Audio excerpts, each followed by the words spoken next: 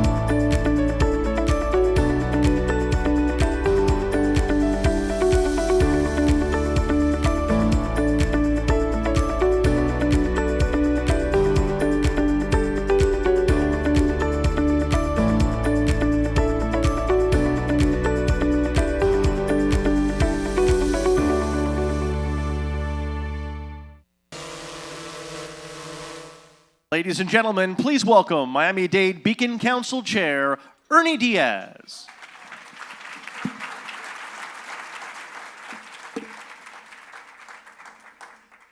Good afternoon, and once again, welcome. It is great to be here with you.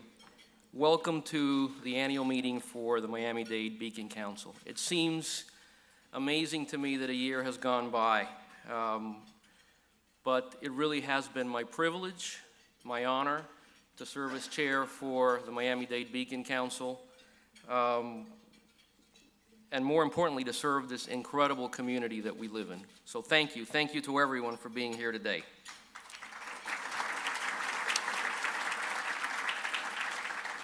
I'd like to go ahead and recognize our elected officials and dignitaries, and I will start with our mayor, Carlos Jimenez. Mayor Jimenez.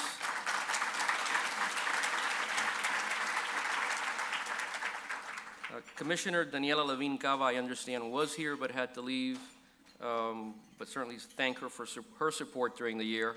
We have Susan Harper, Consul General of Canada, with us today.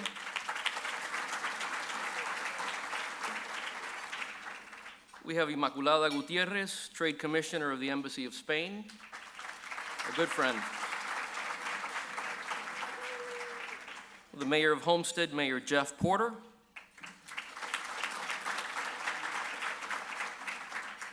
We have Eric Valderrama, Vice President with the LBA. Welcome. And we have a founding chair of the Miami-Dade Beacon Council, Sid Levine, is with us here today.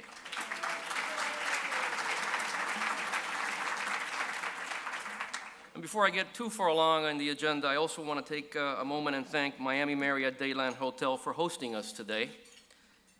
I'd also be remiss if I didn't thank our sponsors. Without their support, we certainly wouldn't be able to have this event. So thank you to everyone.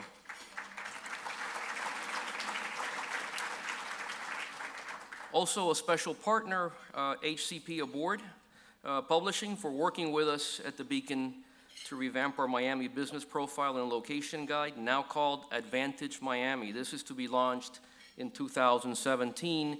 And you should have a copy of the mock-up cover at your tables. It looks like this. Take a look at it.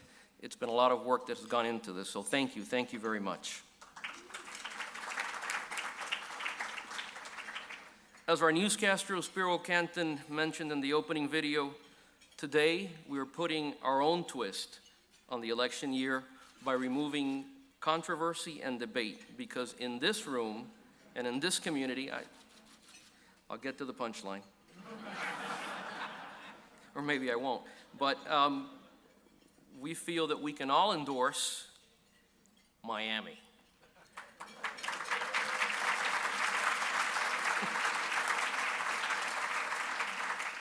I will stop with the endorsements there, but I will ask you, and you have these cards on your table, to agree to vote for Miami as the perfect destination to live, to work, and to play. These ballots that you have on the table, fill them in. Tell us why you think Miami is the best town there is. And let's go ahead and post those comments on social media. The Globe will see that. It's amazing. Go ahead and take the opportunity. Today's annual meeting gives us the opportunity also to look back on a year of accomplishments and successes. It also gives us an opportunity to look forward at everything that is happening within our bright future. And you've all been a part of this exciting situation. I thank you once again for being here and for the support that all of you have given the Beacon over the last year. Thank you.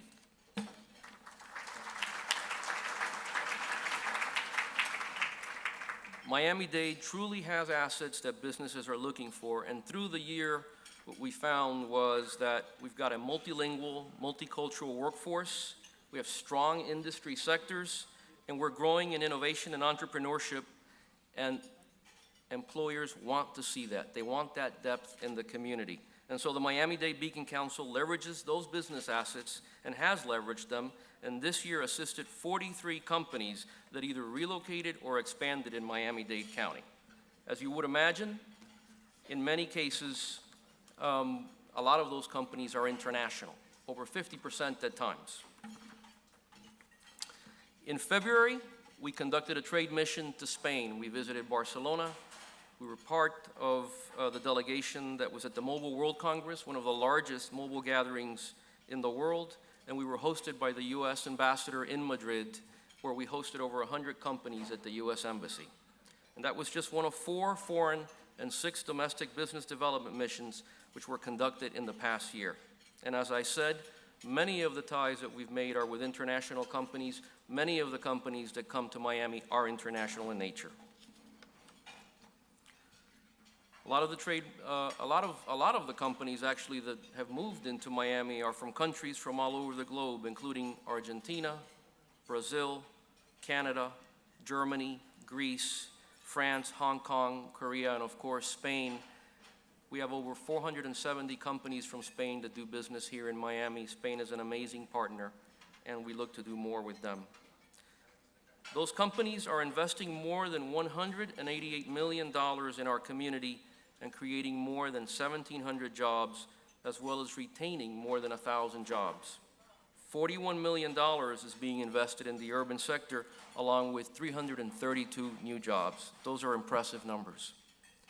The Beacon team also visited more than 150 companies throughout the year and worked with 131 small businesses. As always, these results are independently audited and affirmed.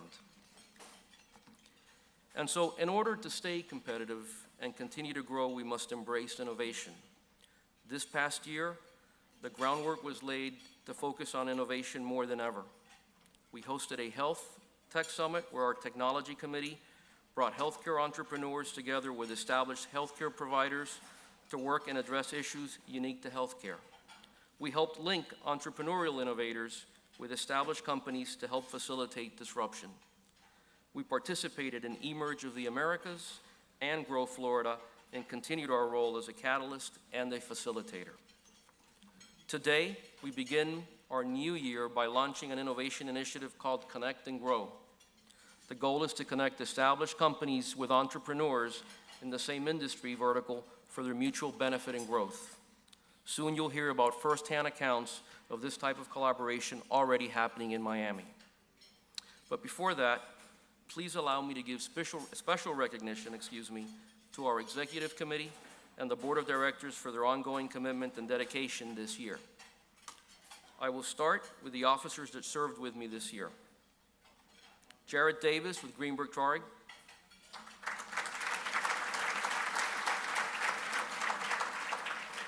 Patricia Thompson with Carlton Fields. Yolanda Nader with Dosal Tabaco. Donna Aboud with Avison Young. And of course, Mr. Larry Williams, President and CEO of the Miami-Dade Beacon Council.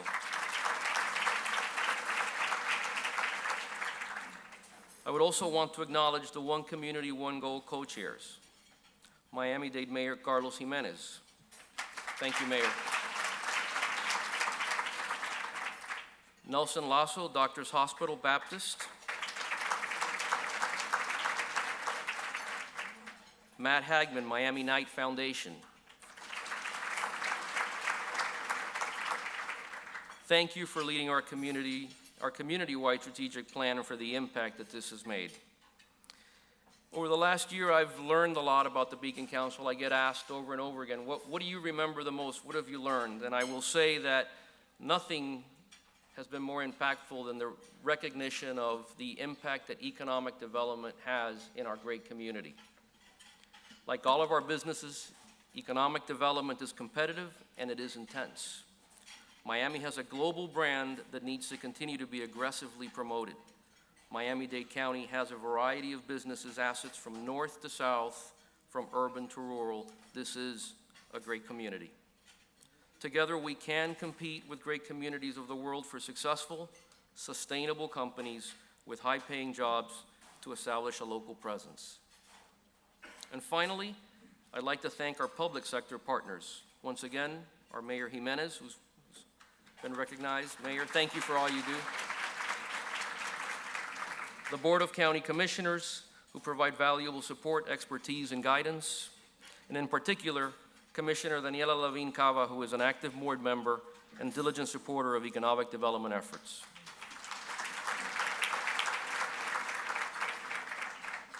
As I said, Mayor Jimenez, thank you for being a true partner and supporter of economic development efforts, as well as a longtime fan of innovation. Please help me now welcome Miami-Dade County Mayor Carlos Jimenez.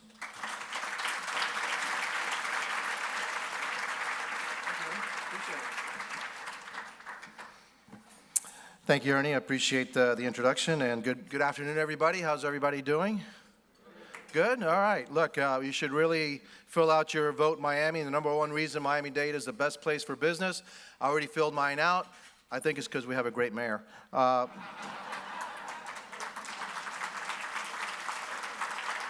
I may be prejudiced. I'm happy to be with all of you this afternoon for the annual meeting to congratulate the Miami-Dade Beacon Council over the past year's accomplishments.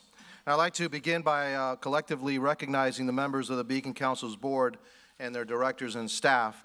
And I also like to give special recognition to outgoing Chairman Ernie Diaz and incoming Chairman Jared Davis.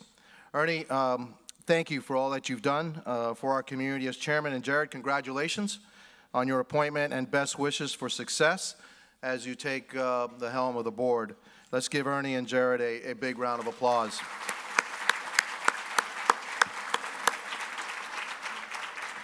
I also know that this will be Larry's last annual meeting as president and CEO of the Beacon Council, so I'd like to take a moment to thank him for all that he has done here in Miami-Dade County during the nearly 3 years that we've had him here with us. You've been great to work with. And I couldn't have been happier, and I think they made a great choice in you, Larry. Miami-Dade County is a better place to live, to work, to play, because of your tireless efforts to fuel our economic development. So I want to thank you for building such a strong foundation for Miami-Dade's future, a strong foundation that I know that your successor will appreciate. And so let's give Larry a big round of applause. Wish him well on his future endeavor. And also, I want to recognize Sheldon Anderson for serving as the interim president until the selection committee makes a final replacement. You know, this is... Thank you, Sheldon. This is certainly a time of rapid change and an exciting time for growing and attracting business here in Miami-Dade County. One of the reasons that it's such an exciting time is because we have already come such a long way in our work to foster a culture of innovation and entrepreneurship here in Miami-Dade County. I've been with the Beacon Council since 2012 and co-chair of our One Community, One Goal, and I can tell you that I've never been more optimistic about the progress that we are making to drive innovation and to continue to move Miami-Dade County forward as the community of the future. And believe me, ladies and gentlemen, this is the community of the future.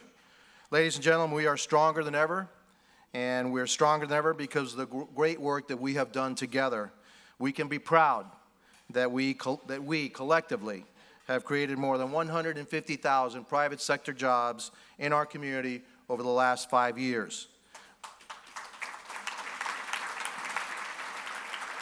We can be proud that Miami-Dade County is the #1 job-creating county in the state of Florida, and the state of Florida is either #1 or #2 job-creating state in the entire nation. So yeah, we can be proud of that.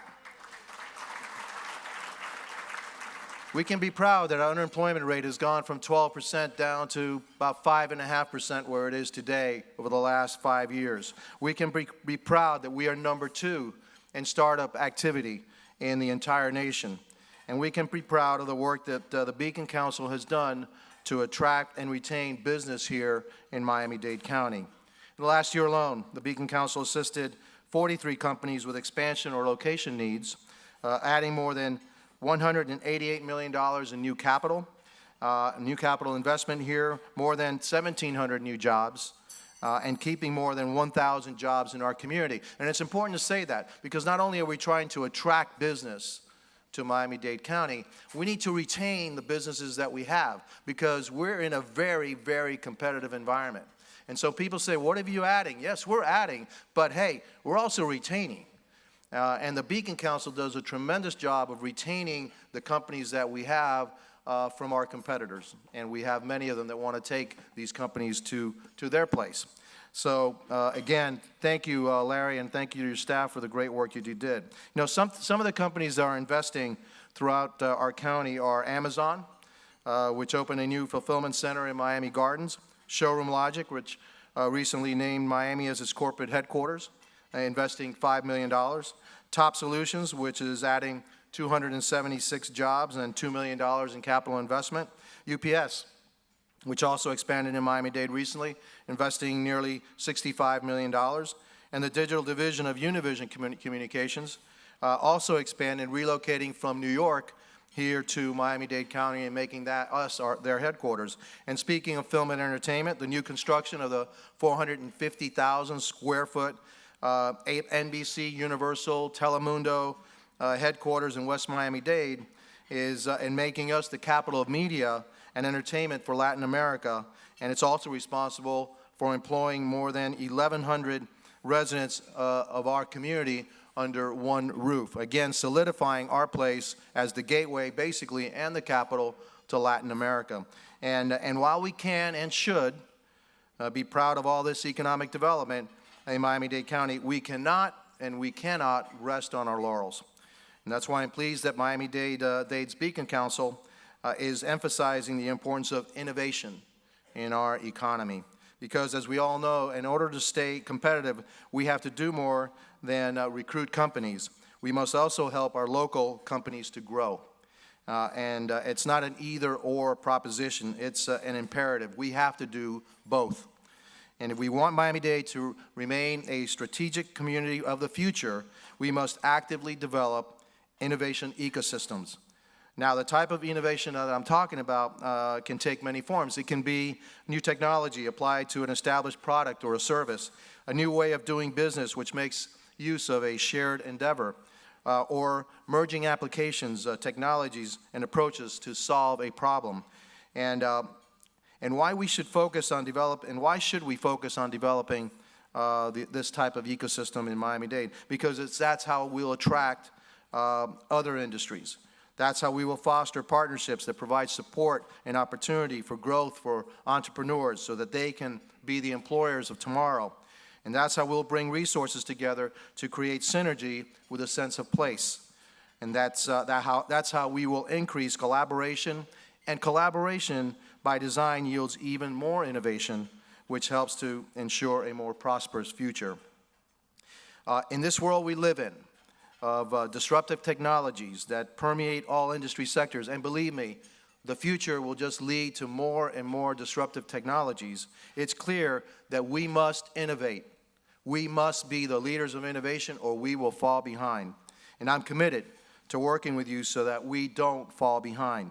I'm committed to working with you so that we can continue to innovate, continue to lead, and continue to make an even better Miami-Dade County for our children and our grandchildren, because that is our duty.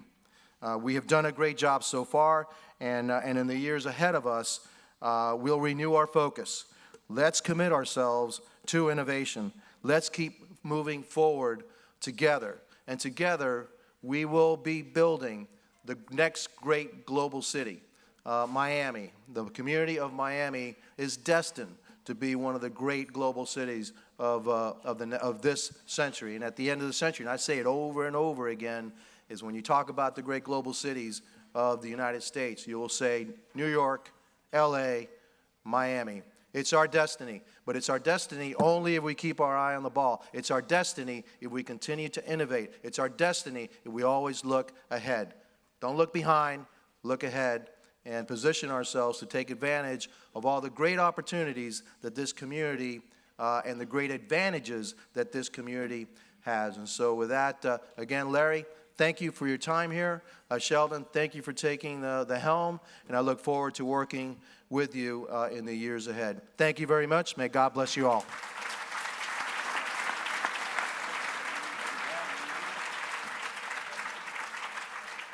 Thank you, Mayor Jimenez. We will now go back to Spiro at Election Central for the final Vote Miami count. And with that, we roll the video, and please enjoy your lunch.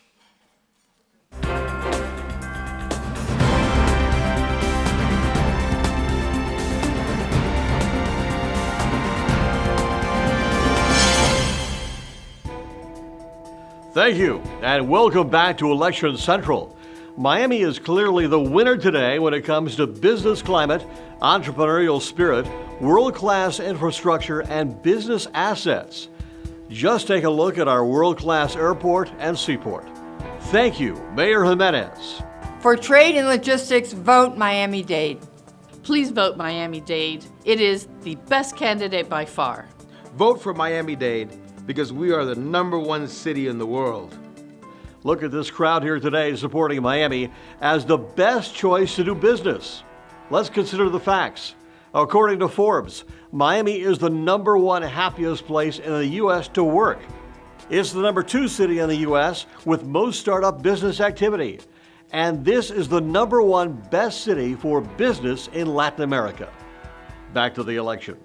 All the exit polls are telling us this might be a landslide as people, young and old, tall and short, natives and transplants are all overwhelmingly voting Miami as the best place to live, work, and play. If you're looking for a place to be creative, vote for Miami. When you're talking technology, vote Miami. Welcome back as our election coverage continues. Here is something I bet you haven't considered. Miami-Dade is a college town. Did you know more than 240,000 students are enrolled in colleges and universities in Miami-Dade County? Plain and simple, we've got talent. Let's combine that with the fact that 100 plus air carriers have a presence here generating annual revenues of $33.7 billion. Lots of comings and goings, not only from Latin America and the Caribbean, but Europe and Asia. And yes, this is another reason why so many are voting for Miami. I vote Miami-Dade. Vote for Miami-Dade. We're a top-notch medical community. Vote Miami-Dade. Vote for Miami-Dade because it's the growing place for innovation and entrepreneurship. You know, there are so many reasons to vote for Miami, like a year-round outdoor lifestyle and cool cultural happenings that we sometimes take our lifestyle for granted. But it's a big factor for many business leaders and their employees who want to have it all. Just think about it. We get to enjoy the outdoors year-round and take part in a thriving business environment. Vote for Miami-Dade because we are a world-class 21st century community and the best place to locate and grow your business from anywhere in the world. Nobody beats Miami-Dade when it comes to great health care. For medical tourism, I vote Miami-Dade. I vote for Miami-Dade because we've got the best commercial real estate.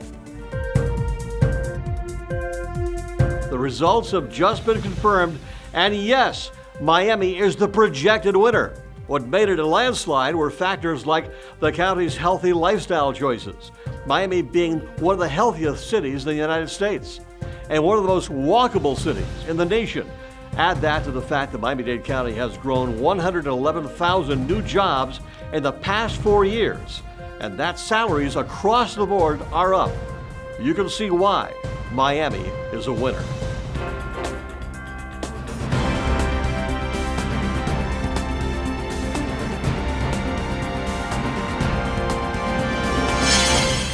Hi, this is Joe Roisman, and I approve this message.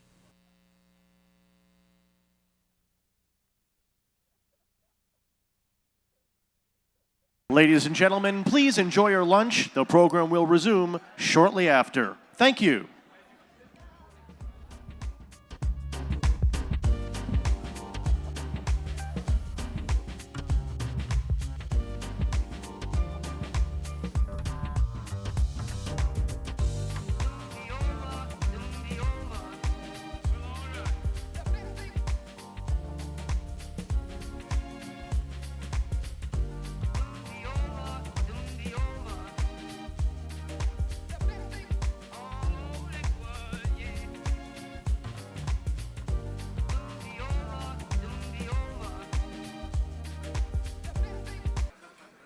We are living in a time today where we can't do business as usual.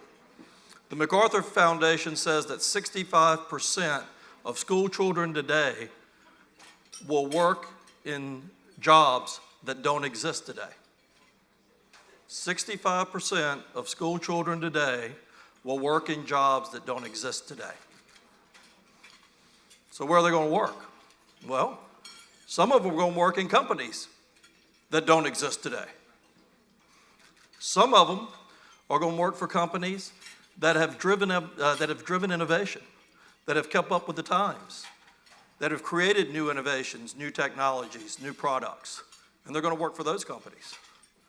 Some of them are going to be the entrepreneurs that create those new companies, and we're excited about all of them and about how we build that next generation. I think the most important point about all this is we can't ignore innovation. We have to embrace innovation because it's so much a part of what we do. So what we're going to see is an evolution of jobs and skills that are going to get us further up the value chain. Things about intellectual property, engineering, design, the skills to implement and pull all of that together is going to be critical to our future.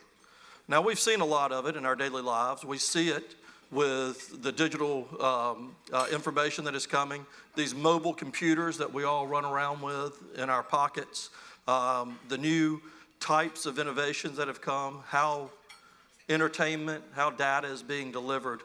But I think we're also going to see a future evolution and even revolution of things that are going to be exciting for us. And so, for example, I think that we're going to see a revival of manufacturing in the United States, and a shift from these global centers, mega centers of manufacturing, back to regional and local type of production.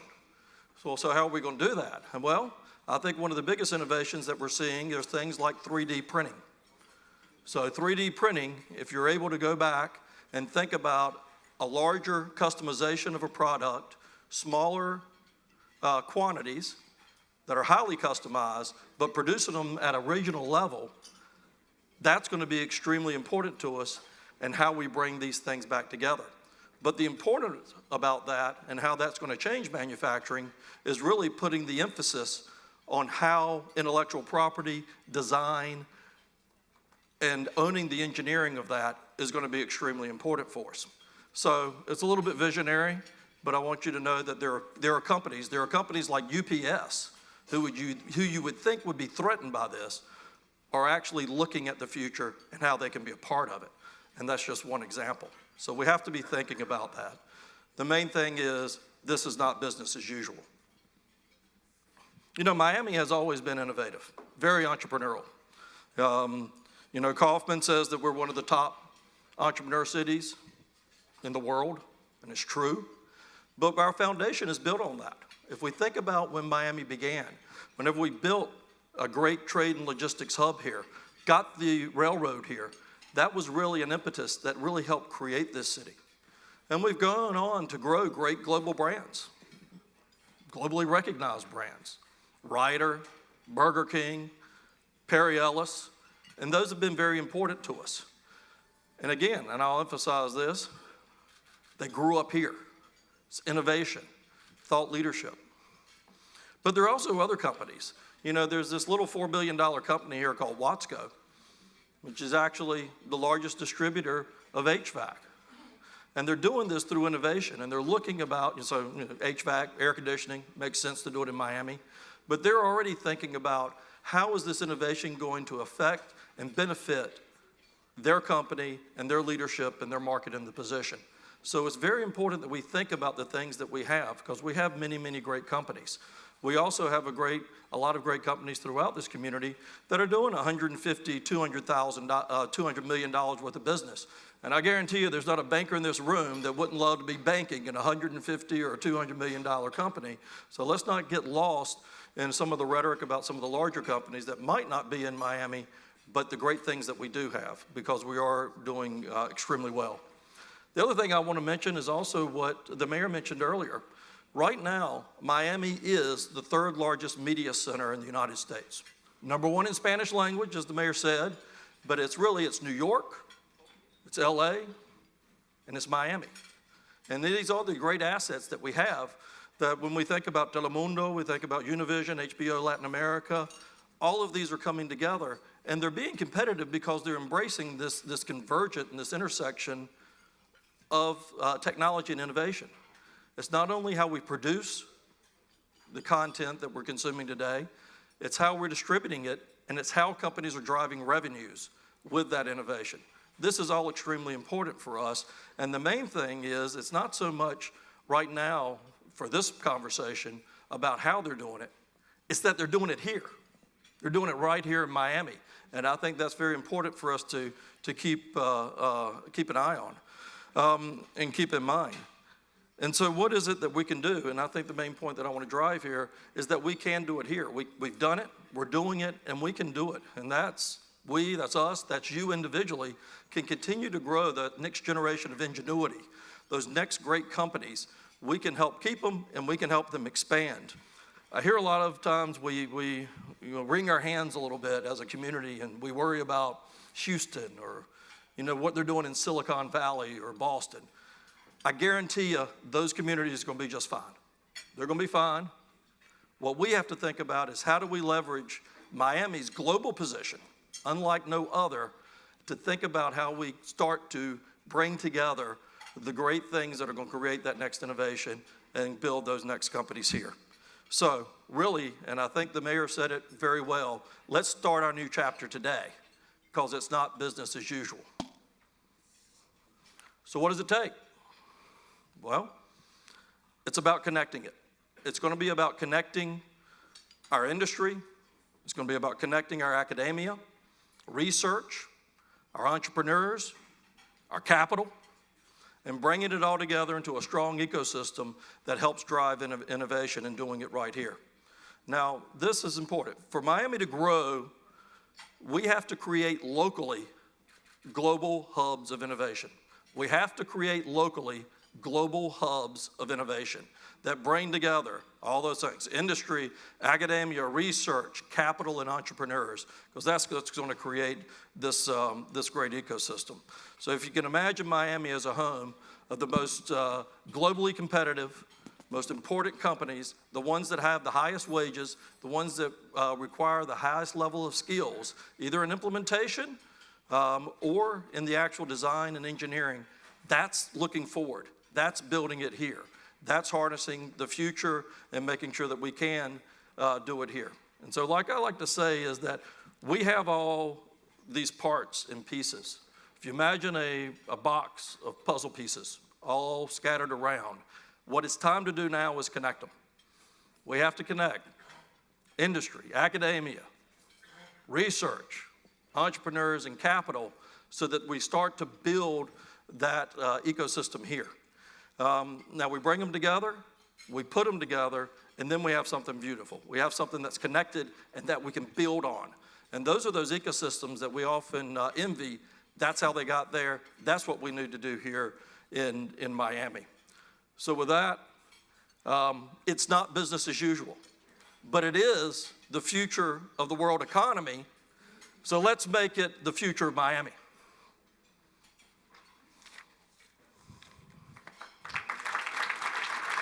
Ladies and gentlemen, please welcome the incoming chair of the Miami-Dade Beacon Council, Jarrett Davis. Thank you, Larry. Thank you, Larry. Can you guys indulge me for 1 second and say the following words with me? Connect and grow. You can do better than that. Connect and grow. And one final time, connect and grow. That's going to be the theme for the coming year, so we want you to keep those words in mind for the remainder of your time. You know, I wanted to give a more granular local perspective on what Larry mentioned, and by the way, Larry, you've done a phenomenal job, and thank you for all your leadership you've done for us over the last 3 years. You know, you've been hearing the Kauffman Foundation a good bit. I'm not sure if you saw them on some of the slides. The Kauffman Foundation is considered the prime leader in terms of tracking entrepreneur talent, entrepreneur activity within the United States. And as you may have heard, consistently over the last 3 years, Miami-Dade County has ranked #2 in the nation for most amount of entrepreneurial activity. So that's a powerful thing. And you all have been seeing the different efforts that have led to that. You've all heard the buzzwords out there: accelerators, incubators, angel investors, workspaces. You've heard all this. You've seen how we have actually brought thought leaders here from Silicon Valley. We've brought Salim Ismail, who started Yahoo's Accelerator. He's now in Miami doing his great work with Singularity U. You've seen Peter Kellner, who brought the first U.S. hub of Endeavor here. You've seen Jim McKelvey, one of the co-founders of Square, come here and do his Launch Code initiative here. This is powerful. So the question you need to ask yourself, and you are the audience that needs to ask this, given you are our corporate leaders of the established corporate community, you know, are we moving the needle? And in a word, yes, we absolutely are moving the needle. And the reason this moves the needle is the slide. We've just started throwing up these little data factoids up here, but let's not ignore them. We put up a slide earlier that said, startups generate more jobs than the traditional corporate community in America. And if you saw the slide, it wasn't even close. The traditional corporate community, the community we all come from, generated basically flatline. And then the startup community was the bulk of the new jobs created in America. So the fact that we have this robust entrepreneurial ecosystem is important. And the key performance indicators that the Beacon tracks are in accord with this on a local level. As many of you know, the Beacon Council tracks 7 targeted industries. Of those 7 targeted industries, it's not even close. Year-over-year job growth in technology beats all the other 6. For 2014 to 2015, year-over-year growth was 5%. For 2015 to 2016, we're seeing a trend of 5%. That's relative to all the other industries where it tends to be more in the 3% realm. That is a national trend. That is a Miami trend that's going to continue. And it's not just technology. People hear innovation ecosystem, they think, well, it has to be something beyond fancy. It's really the successful scaling of entrepreneurship, which is where it's at. And as Larry noted, this entire town was created with that notion. You know, as Larry pointed out, no one recruited Ryder. No one recruited Perry Ellis. No one recruited our friends at Baptist or Miami Children's Health Systems or UHealth. They were homegrown. And so one of the themes you're going to see this year, once again, when we get to Connect and Grow, is in addition to our standard model of marketing Miami-Dade County as the best jurisdiction out there to the world, and it always will be, we're also going to focus our resources more than ever before on our own homegrown heroes. And those homegrown heroes would be you all who successfully grew companies here and those startups that are here that want to do the same. So the question becomes, what do we need to do that? And that's where Connect and Grow comes in. In order to leverage all this amazing entrepreneurial talent we have, we need a greenhouse. So your question is going to be, what on earth do you mean by that? You know, I gave you the good news. I'll give you one challenge. We are #2 in the nation for startup activity. We are second to last in terms of scaling activity. What this means is we have a tremendous amount of startups coming up, but scaling them to the large level where they become on their own the next Ryder, the next Miami Children's Health System, et cetera, we're still not there yet. And so we at Beacon Council have sat there and thought through what is required. We've looked at our comparable cities out there and said what's missing, and what we've concluded is it's connectivity, hence Connect and Grow. That connectivity, just like in a greenhouse, you have connections to the nutrients, to water, to light. Here we need connectivity as well. Connectivity to what? You all. You're the market leaders. You're the industry leaders. You know where the market opportunities are. You are the ones who can be early adopters of innovation, and you can be the validators of innovation. You know, capital comes in multiple forms. Typically, we say the word capital, you think of just traditional investors putting in investment dollars. However, there's another form of capital. There's customer contracts. Many times the most valuable thing to a startup, once you validate their idea, is that first major customer contract. You really think if we take a multi-billion-dollar company like Watsco and they adopt some kind of an HVAC technology, whether it be big data analytics, supply chain logistics, you really don't think that that company's gonna have an easier time going to the second customer and saying, it was good enough for Watsco, why not for you? This is the next item. This is the differentiator. This is how we take a startup community and scale it upwards. You know, that first customer contract is absolutely critical. It leads to the second, it leads to the third, and then you get what every innovator dreams of, and that's traction. So each of you in this room is positioned to help with that, and one of the themes this year for the Beacon Council is going to be being that point, that nexus point of connectivity, hence connect and grow. Now, of course, we're not naive. We also realize that you're all civic-minded Miami-Dade residents, but at the same time, you have fiduciary duty to your organizations. You have to do what's best for your companies. But we've already shown you the data as well. The data is conclusive. For a variety of reasons, the traditional corporate structure of a large company is not always conducive to innovation. Simultaneously, the data has shown time and time again that in order for your companies, large and small, to succeed, thrive, and frankly, even compete, you're going to have to adopt innovation. So this is actually a two-pronged approach. Miami's corporate community and Miami's innovation ecosystem need each other. That is beyond dispute. What we do need, though, is a point of connectivity so that they can work with each other. So in the coming year, the Beacon Council will be exploring a variety of ways in which we can assist with this theme of connect and grow. We're already starting on November 15th. We're venturing up with Startup FIU to meet with some of their innovators and see how we can connect them to our folks out there. And this is critical, this next point I want to make. It's not, once again, it's not just technology. Connect and grow is going to be a theme in Beacon that we take that permeates everything. Of our 7 targeted industries, we're already seeing cross-connects, and we're seeing the benefits of those. So a good example would be the cross-connect between healthcare and trade logistics. As we all know, Miami International Airport was just designated a pharma hub. That's a game changer, and we've been working with them to see how we can leverage that. Banking and urban initiatives. We've already seen some tremendous amount of liaisons and dialogues between some of our top banking executives and the execs at One United Bank. One United Bank is the largest Black-owned bank in America, and it just happens to have a significant presence and headquarters in Miami. I bet a lot of you didn't know that. So these cross-connects are powerful, and this is one item where we see where Beacon can give tremendous value. But we're not here to just preach to you. We're not here just to evangelize. We also want to show you examples of how it's done. And fortunately, in our community, we already have some great examples of how it's done. So with that, if I could call up 3 very special organizations and cue the stools. If we could have Dr. Narendra Kinney, CEO of Miami Children's Health Systems.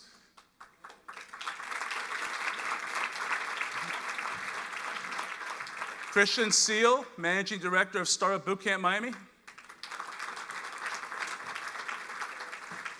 And Ivan Rapin-Smith, Managing Director of Watsco Ventures. Any order. Well, welcome, gentlemen. I don't want to steal their thunder, but I'll give a brief explanation. Larry actually helped me with the most difficult. For those who weren't aware of Watsco's presence, this is a company that's actually been near and dear to my heart. I've been honored to serve as their counsel for over a decade. But he's absolutely right. They are the world's largest independent distributor of HVAC systems. They've been operating for many years in our community, multi-billion dollars, and they, over the years, have realized we need innovation. They realize there's multiple aspects of their business model that requires thinking outside the box and encourage innovation, but as usual with a large corporate player, it's very tough to do internally. And accordingly, they've created Watsco Ventures to help them leverage that. I won't say more than that. When we get to Ivan, he'll give more granular penetration. Then we have Miami Children's Health Systems. I say this with all humility. I think probably one of the world's thought leaders in terms of digital health. And digital health being, of course, electronic medical records, telemedicine, and a variety of other ways to deliver healthcare in a much more effective manner. And then we have Startup Bootcamp Miami, which is an affiliate of Startup Bootcamp. Startup Bootcamp is the largest accelerator in Europe, and Miami is the affiliate. Christian Seal is the founder and managing director of it. They came down here, and the question is, their model typically is, they look for one industry vertical where they feel they can do the most impact in the fastest period of time. They were persuaded that digital health is the route to go, and in connection with that, they have partnered up with Miami Children's Health Systems so that we can see both how Miami Children's Health System innovates internally, but then how it also partners with Startup Bootcamp to do it as well.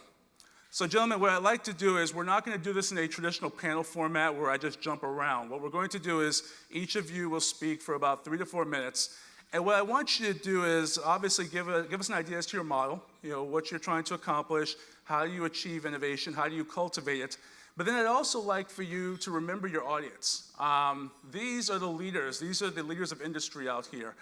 Let's explain to them what are the benefits, what are the perceived benefits to Miami Children's Health Systems, what are the perceived benefits to Watsco, and then how have you seen that connectivity benefit the innovators that are in-house. So let's start with Christian. If you could give your background, both organizationally and personally, and then just address those questions, that'd be fantastic. Sure, terrific. Well, welcome everyone, and thank you, Jared, for hosting this and to the Beacon Council. This is terrific to see Miami, doing so much around innovation. My quick background is I'm an entrepreneur. I built a company in Latin America. And when I was down there, I was hospitalized, spent about 24 hours in the hospital because I had 2 parasites. When I was discharged, I got a bill for $53. And then, people in healthcare, I guess that's probably pretty cheap. But when I was discharged, for 4 years later, spent 6 hours in ER because I dislocated my pinky when I was in New York. And a plastic surgeon came, pulled my pinky 3 ways, and guess how much my bill was? $17,300.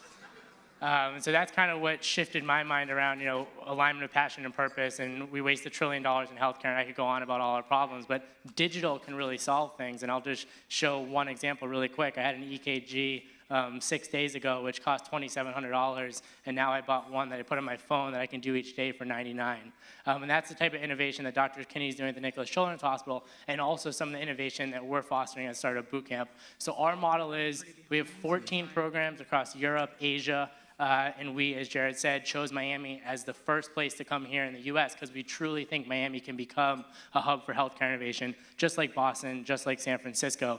And the model is, let's go across the US, Latin America, and globally to find the best entrepreneurs and bring them here, but also nurture the talent that's already here. Why can't this EKG be created? That was on my phone here in Miami. Partnered with Dr. Kinney, partnered with UHealth, and some of the other folks here to create a living laboratory, because as Jared said, some of the most important things for startup customers beyond capital and mentorship is that first client. And so what we did is went to 30 cities, saw about 1,000 companies, and we invested in the top 10. It was harder to get into our program this year than it was MIT, which is something we're truly proud of. And now those companies are working with Dr. Kinney, are working with Steve Altshuler over at UHealth. And the idea is, let's bring them here and help them scale. And I guess just to touch on the point around what is in it for corporates, we've had the benefit to work with 75 global corporations, so Siemens, Cisco. John Chambers, the CEO of Cisco last year, stood up at Davos and said, in 10 years, 40% of the Fortune 500 companies will no longer be here. You only have to look at Blockbuster. You only have to look at Kodak. These are going to change. And so what we found is access to external innovation is super important for you guys, and this is what we can bring to the table. And also being around an ecosystem of innovators really creates a different mindset. So just stepping outside the building, coming and learning from these folks creates an entrepreneurial DNA exchange that sometimes you don't get when you stay in the office, every single day. And then the third thing to the benefit is sometimes you're not meeting some of your peers in the right setting. So we had an example concretely in Berlin where Daimler was creating a battery to compete with Tesla. And they met this group called ENBV, which is the 3rd largest energy distributor in Germany. And now they partnered up because they met at Startup Bootcamp. Daimler is now distributing through ENBV this battery. And so just one example of the relationships that happen when you engage in this innovation economy. And I guess just, not to be prescriptive, but just a few tips that we've seen after working with these 75 global corporates is have a real strategy. So we have this thing that we call the innovation zoo, which is basically there's these exotic things which are called startups, so we don't really know how to engage with them. So when you see this unicorn or this zebra, how do you engage? What does it look like? Dr. Kinney has an investment fund. He has a partnership with us. He's thought through how he's going to do this. And so really, really important to think through that. And I guess I'll leave it at that. Perfect, thank you. Now since we have the model still fresh in our minds, let's jump to Dr. Kinney, and then we'll go to Ivan. Thank you, Jared. Thank you, everyone, for having me here and representing our system. I have the privilege of serving as CEO for Miami Children's Health System, under which Nicholas Children's is one entity.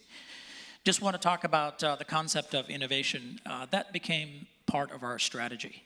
We're a hospital that has patients from across the world, but 82% of our patients are still from the 5-county catchment area. 67% or so of those patients represent one payer, which is Medicaid. And as you look at the future of children, look at the future of healthcare and our capability to not only exist but thrive, we began to understand that we had to innovate to survive. Today's model is not going to be anything like what it looks like in 5 years. So what are the concepts behind innovation? And the journey started about 5 years ago when we realized we had to improve our own brand. So everything from better customer service into easier, faster, better ways of serving our patients. Our patients, like I told you, are not only from Miami-Dade, so we had to reach out globally. And that was the genesis of innovation. But something became very clear very quickly. Most of the ideas for improvement actually can be found right in our own hospital. Our doctors, our nurses, our technicians, and our patients are the ones that tell us what would be next.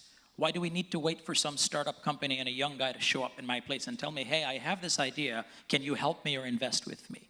So we took that concept and radically changed it and said, how about we become the incubator? Not just an investment fund, but what if we're a living laboratory? We get the idea from either our own people or people around us, start to think about what that idea would look like, put some money into it, but different than any other startup environment, de-risk it by testing it within our own environment, actually building pilot concepts. And if it gets past that stage, then we decide how we're going to move to beta. That led to something called Children's Health Ventures, which is now 5 years old. It is our own incubator. I'm very proud to tell you that there are 5 companies being incubated. Everything from the world's first medical drone for emergency services to the next generation breathalyzer that will come from your iPhone and start to replace blood testing. So it's an exciting time for us. And we think that us being a hub and being able to attract young entrepreneurs to the system, incubate their companies and actually set them up with my friend Startup Bootcamp for incubation is a model that Miami will differentiate itself from. And I leave you with one last concept. This will be the center for Latin health. Miami has 65% of its population representing the Hispanic community.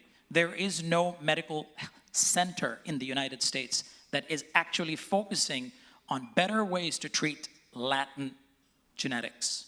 Your diseases are not the diseases of the Caucasians or the African Americans. They vary differently. So when you get a protocol for your diabetes or hypertension, I want this crowd to understand that it's not going to have the same impact as the others. As a result, Miami can be the hub for the development of protocols, guidelines, and such nature for Latin populations. And that's where the entire community starts to benefit, because if we set this up, the ecosystem will start to build ancillary industries. So we're very, very excited to partner with Christian, and we think that we're going to build a living laboratory as well as an incubator environment to drive Miami-Dade to the next level. Thank you.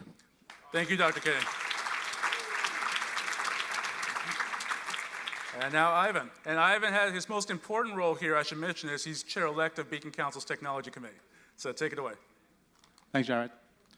So, yeah, some people have asked me, what's the accent from? It's from Belgium. So people are like, is it German, Swiss, French? No, it's Belgium, yeah. So if you'd asked me, if you told me 2 years ago that I would be working for a large corporation in the air conditioning industry, I don't think so.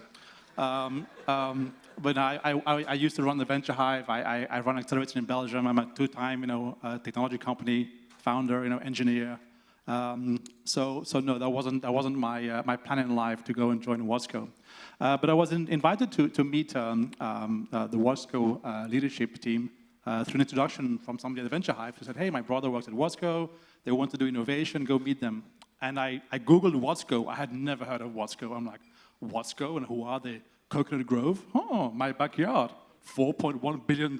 Yeah, nice. You know, who are these people? So I took the meeting just because I was curious. And I was like, what's this company that wants to talk to this startup guy, right? So I went there and took a meeting with Adrian Ahmed. You know, so it's a public company, but you know, family controlled, family owned. And I was blown away. He was this 33-year-old chap saying, well, you know, Watsco is a brick and mortar company, grew from, you know, a manufacturing company in Hialeah, pivoted to distribution almost 40 years ago, grew through acquisitions from a $5 million company to $4 billion, now 5,000 people, but with no technology to speak of whatsoever, nothing. All, you know, AS400, green screen, paper everywhere.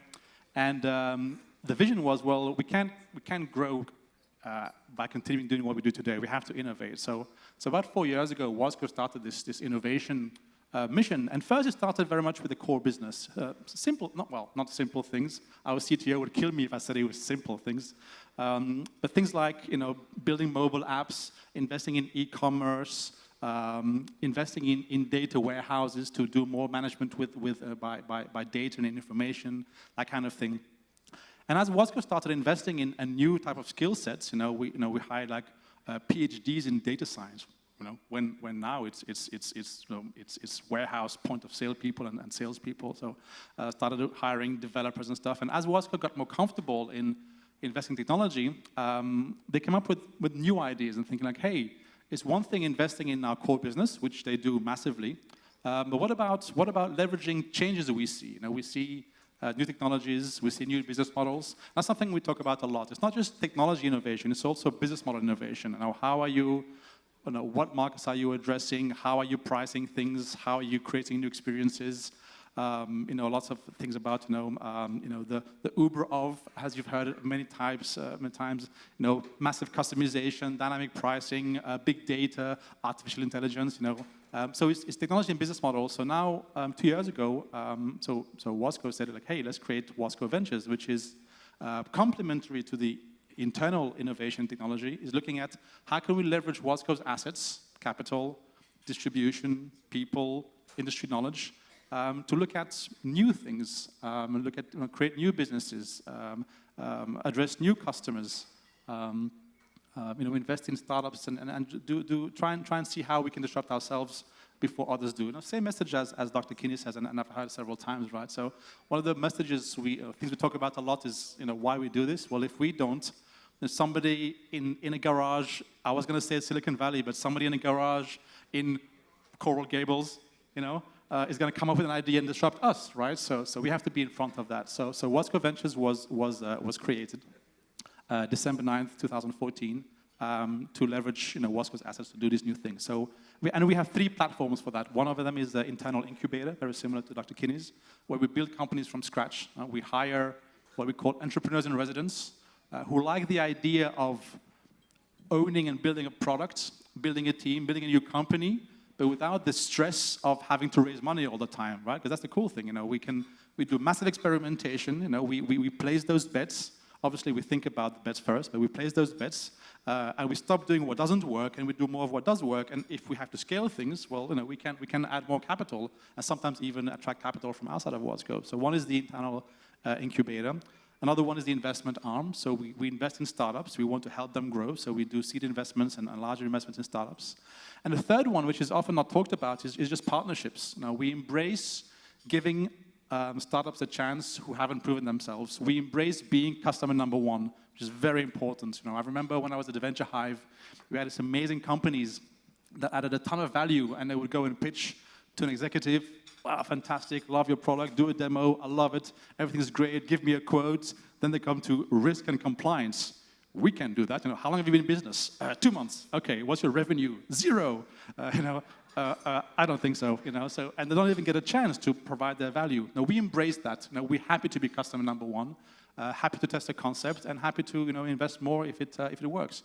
And I have to say, people ask, what's the secret sauce? It is all about the leadership. It's because the senior team, they embrace this change, And they have the courage, for me it's courage, to get out of the comfort zone, because the things you do are things you've never done before. You're hiring different people, you're changing culture. Dress code, you would be in fits the first months of Bosco Ventures, everybody's, accounting in suits and ties. Incubator is like shorts and flip-flops, it's like, okay. So we're on a different floor now, so we don't have to, bump into each other as much as we used to. But, compensation models, accepting remote working, working with millennials and hiring people like growth hackers. Where is that in my comp table? We don't have that one yet, So it's courage and doing new things and embracing that. And I think I'm fortunate to have found Wasco a fantastic company, long-term vision, and Miami grown and very bullish on Miami. Hiring people in Miami, connecting with the code schools around here, and we're looking forward to what Wasco will become, with this innovation. And again, very proud to be part of it. Thank you. And let's give one final round of applause for all of our speakers.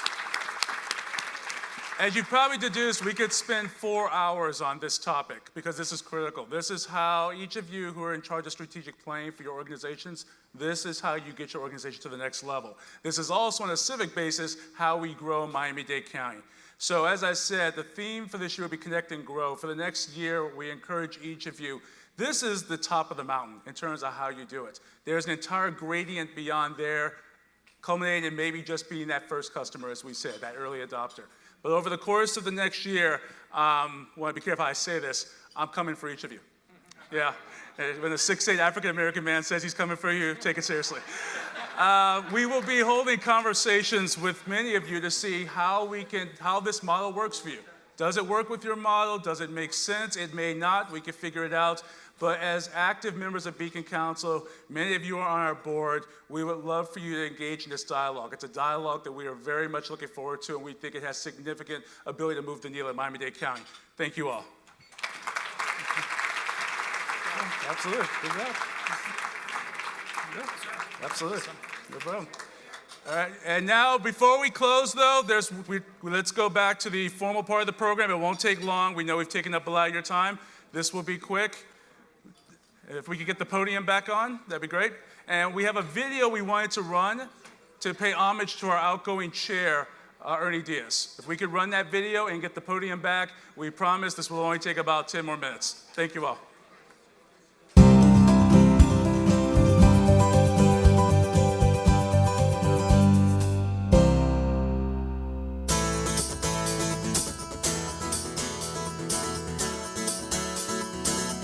Ernie is a very inclusive individual, and his leadership style is just that.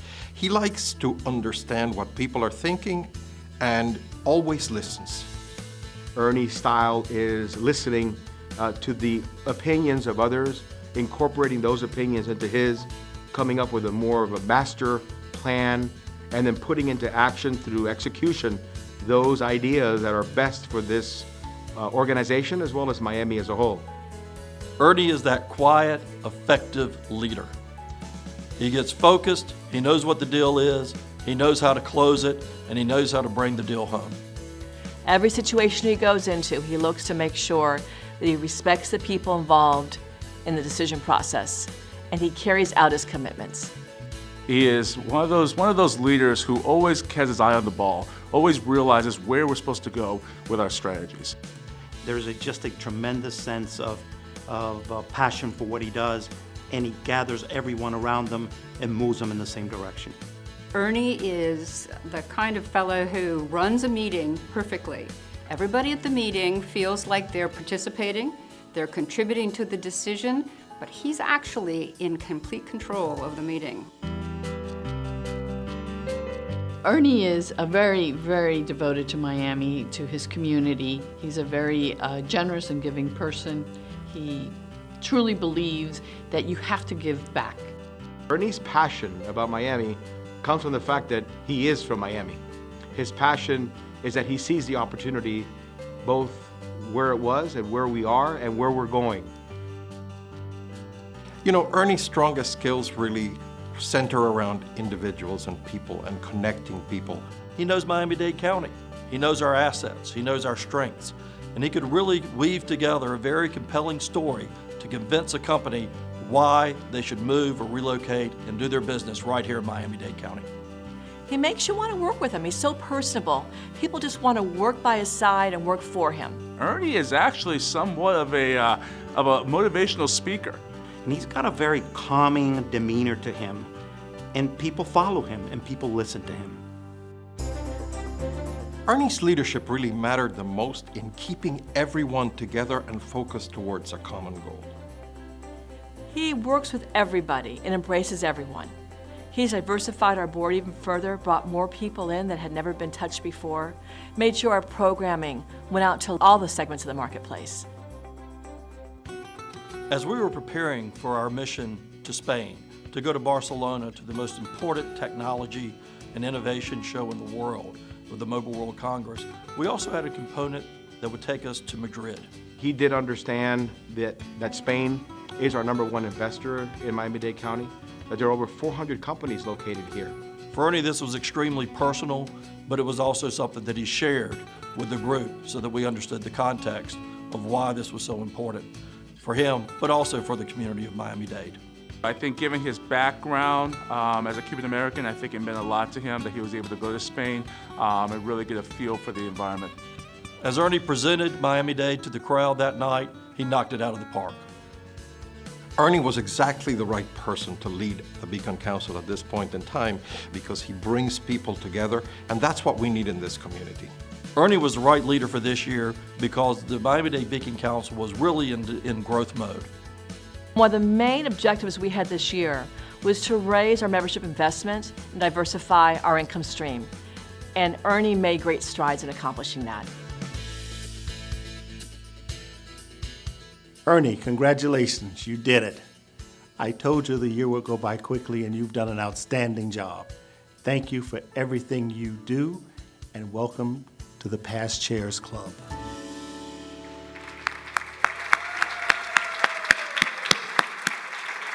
Ernie, Jarrett, please join me on the stage. And as they are joining us on the stage, I want to point out that we've had our graphic facilitator capturing visually all of the conversation today. Thank you for all of that. We'll be getting this out on social media, and so we look forward to seeing this final product. Ernie, it has been an exciting year. It's been a pleasure for me personally to work with you closely. Your leadership has been fantastic. I look forward to continuing our friendship and look forward to working with you. You know, as past chair, all past chairs will tell you, your work's not done. You have a lot to do, but we do have a small token of our appreciation that we'd like to present to you. Let's come out here. Come on out. Thank you very much.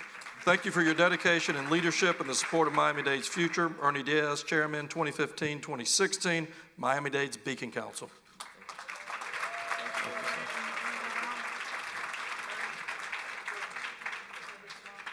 All right.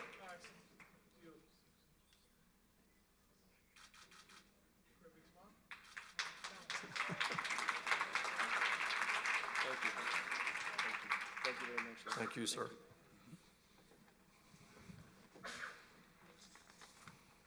All right. Well, that was amazing. Thank you so much. You've been sitting a long time, so we're at the end, folks. But this is the part where I'll try not to do a backflip, but I'm going to pass the gavel to. I'm going to pass the gavel to Jarrett, who is an amazing person. It's been a pleasure to work with you this year.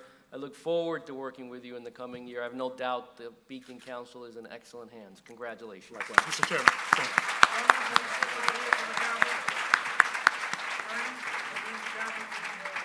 He wants you to present to me. He's just a little taller. All right. We'll get him in a minute. We'll get him afterwards. We'll get him afterwards. So before we close, just very, very quickly, and the mayor covered it, and I know he had to leave, but a couple of thank yous. And we talked about Larry. I have tremendous respect for Larry. His leadership and his ability to take the Beacon Council to the next level, I think it speaks for itself. Larry, thank you. But what I want to do is, this is Larry's last official meeting for the Beacon Council. And he's got about a week left in Miami, maybe a week and a half. but behind every great man, yes, a great woman. So Pamela, would you please stand? Yep, and I'd like you to come up. I'd like you to come up. And so what I'd like to do is have Larry and Pamela remember what a Miami goodbye feels like and the strongest applause that we can give them. And so. Thank you so much.